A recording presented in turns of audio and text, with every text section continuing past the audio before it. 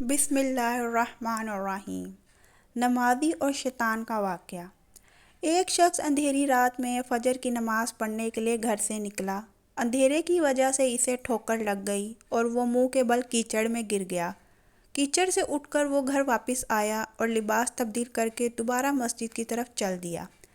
ابھی چند قدم ہی چلا تھا کہ دوبارہ اسے ٹھوکر لگی اور وہ دوبارہ کیچڑ میں گر گیا۔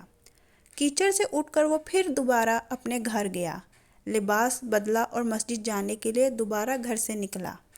جیسے ہی وہ اپنے گھر سے نکلا تو اس کے دروازے پر اسے ایک شخص ملا جو اپنے ہاتھ میں روشن چراغ تھامے ہوئے تھا۔ چراغ والا شخص چوپ چاپ نمازی کے آگے مسجد کی طرف چل دیا۔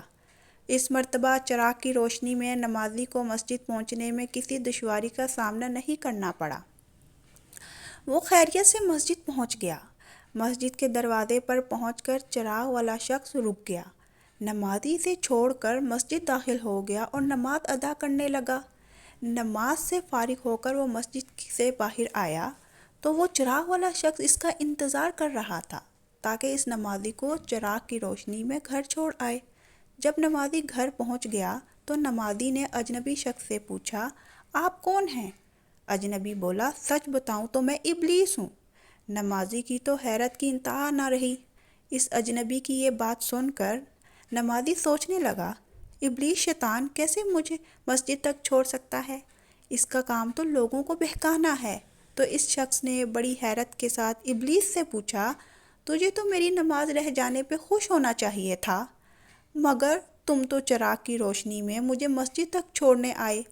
ابلیس نے جواب دیا کہ جب تمہیں پہلی ٹھوکر لگی اور تم لباس تبدیل کر کے مسجد کی طرف پلٹے تو اللہ تعالیٰ نے تیرے سارے گناہ معاف فرما دیے۔ جب تمہیں دوسری ٹھوکر لگی تو اللہ تعالیٰ نے تمہارے پورے خاندان کو بخش دیا، جس پر مجھے فکر ہوئی کہ اب تمہیں ٹھوکر لگی تو اللہ تعالیٰ کہیں تمہارے اس عمل کی بدولت تمہارے سارے گاؤں کی مغفرت نہ فرما دے۔